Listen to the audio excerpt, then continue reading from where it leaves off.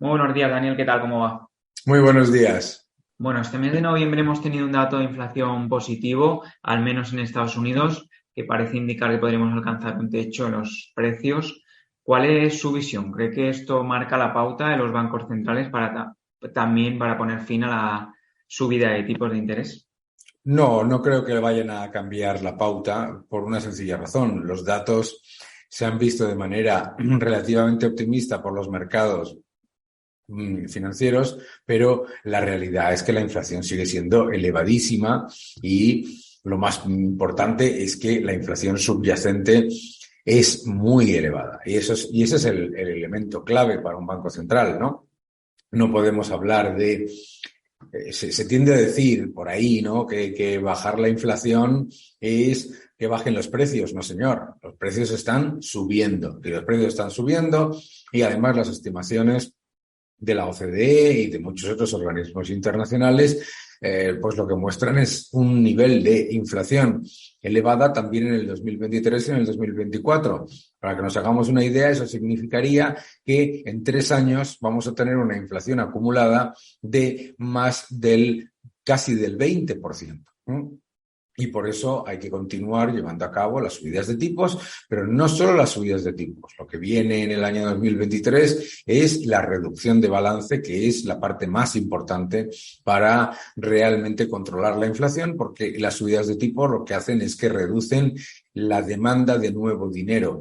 Pero lo que hay que hacer es reducir la cantidad de dinero ya preexistente en el sistema. Mm. ¿Cómo ve la situación de las economías en el riesgo de recesión lo sigue viendo elevado? ¿Cómo ve la situación de España en este contexto? Yo creo que yo creo que tenemos que diferenciar con la gente cuando comento el tema de recesión tiende a pensar en crisis. Y crisis y recesión no es lo mismo. Yo creo que el riesgo de recesión es muy elevado, sin embargo, el riesgo de crisis es muy bajo. Y yo creo que esa es la clave, ¿no? Una crisis en la que se genere una restricción masiva de crédito y en el que haya una depresión de acceso a capital, eso es prácticamente imposible con los indicadores que manejamos, pero recesión es muy probable. Recesión es muy probable simplemente por el efecto boomerang de unas políticas de estímulos que no han generado ningún tipo de efecto multiplicador, ¿verdad? Entonces, yo creo que tanto en la eurozona como en España ese riesgo de recesión se da. El frenazo ya es clarísimo. En cualquier caso, no es ni siquiera debatible, ¿no? El sector privado, el sector manufacturero y el sector de servicios están en contracción. Y eso, pues ya, es decir, que si queremos hablar de recesión del sector productivo ya tenemos. Pero los elementos relativamente positivos, si podemos considerarlos, ¿no? Están fundamentalmente en las materias primas. Las materias primas han corregido hasta niveles que, por ejemplo, el petróleo ya está prácticamente con cero subida en lo que va de año, ¿no? Y el precio del gas está bajando, el precio del carbón está bajando, el coste de los fletes está bajando, está funcionando como un estímulo encubierto para las economías desarrolladas, el frenazo de China.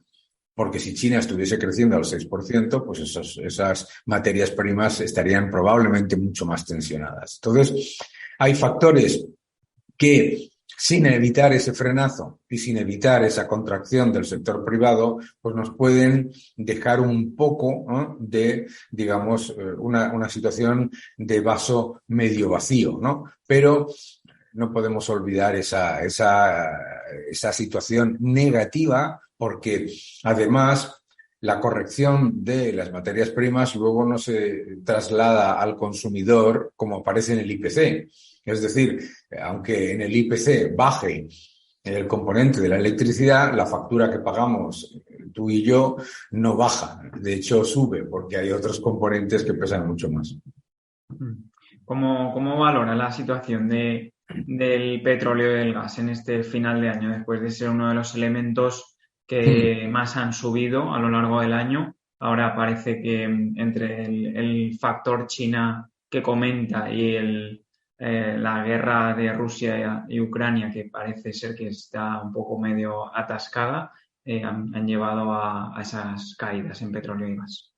Yo creo que petróleo y gas vamos a tener todavía un escenario bajista de aquí probablemente a fin de año, a medida que el mayor impacto claramente es el frenazo de China. El frenazo de China, el mayor importador de materias primas del mundo, pues obviamente tiene tanto impacto como lo tiene cuando China lanza un plan de estímulo, ¿no? Eso suele, ¿por qué? Porque es el barril o el BCM marginal en el mercado y suele tensionar el mercado muy rápidamente.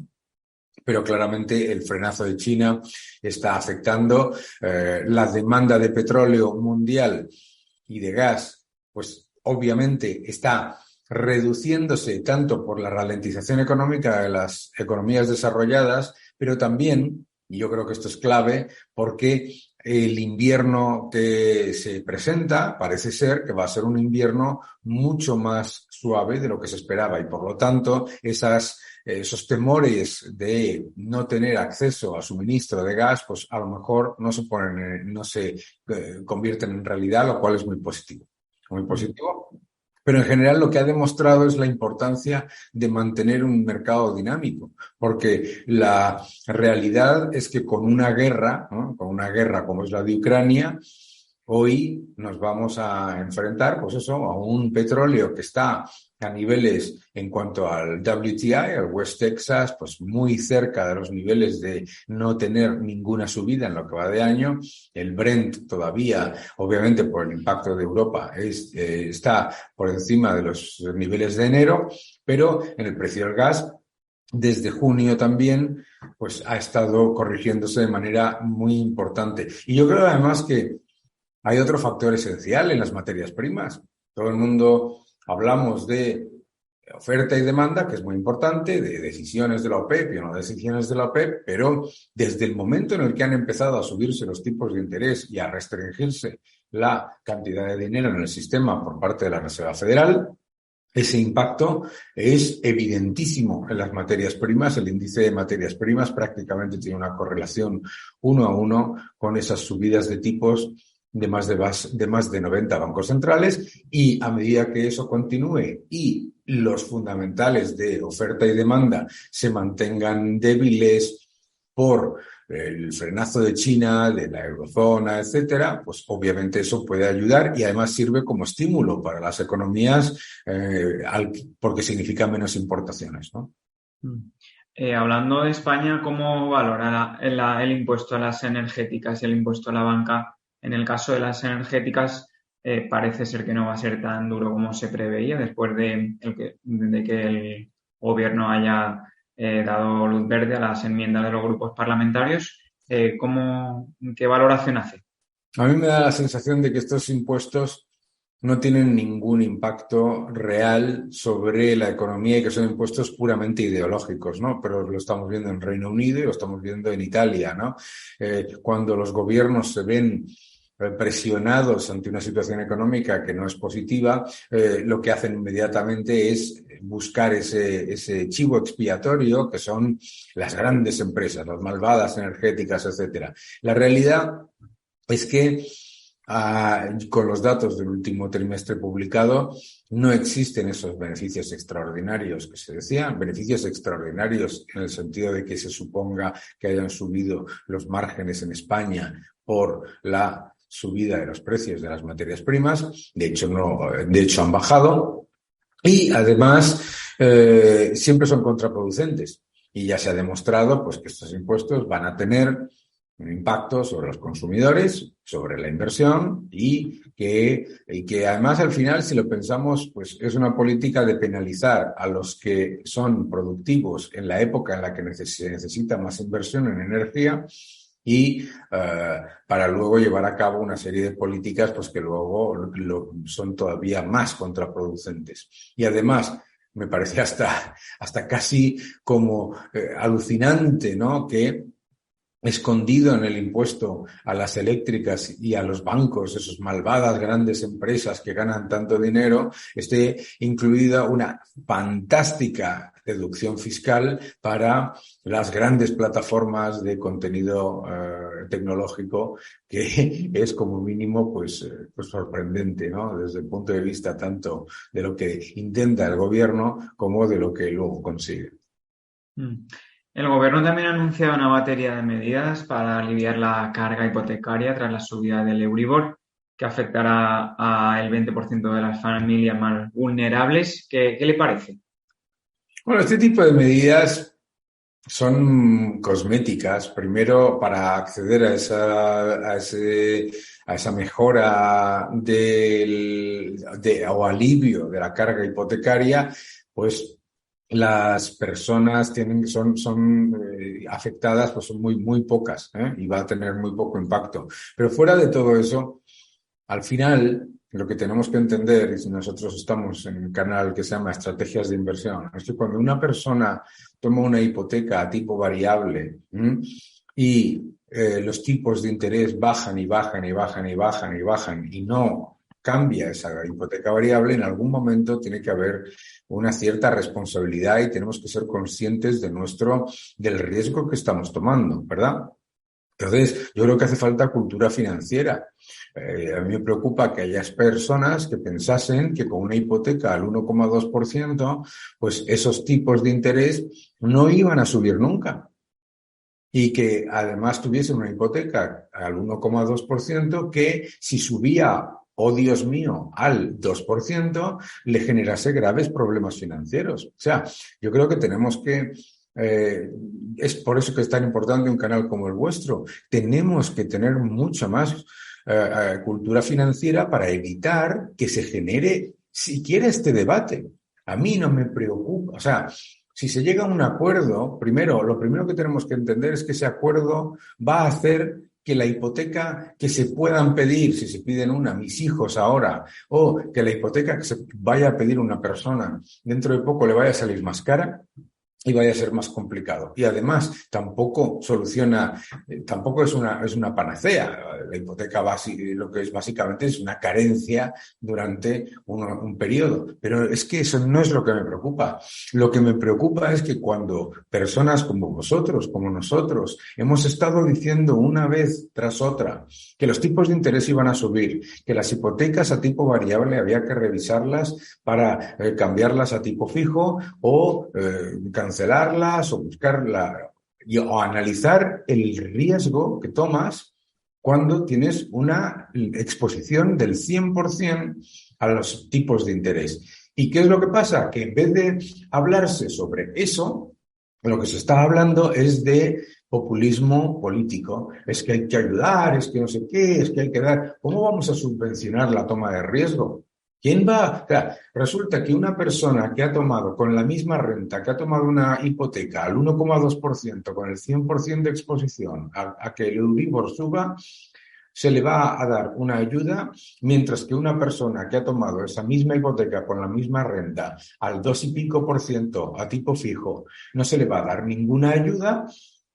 Y sin embargo, esa persona que ha sido prudente y que no ha tomado riesgo de tipo de interés, pues se le va a penalizar fiscalmente, si es que estamos locos. Pero bueno, y lo que hace falta es muchos más canales y muchos más programas de estrategias de inversión recordándole a la gente que los tipos no bajan siempre y que no se puede tener una exposición tan elevada a tipos de riesgos y lo que te va a generar una subida muy modesta de los tipos es un problema financiero.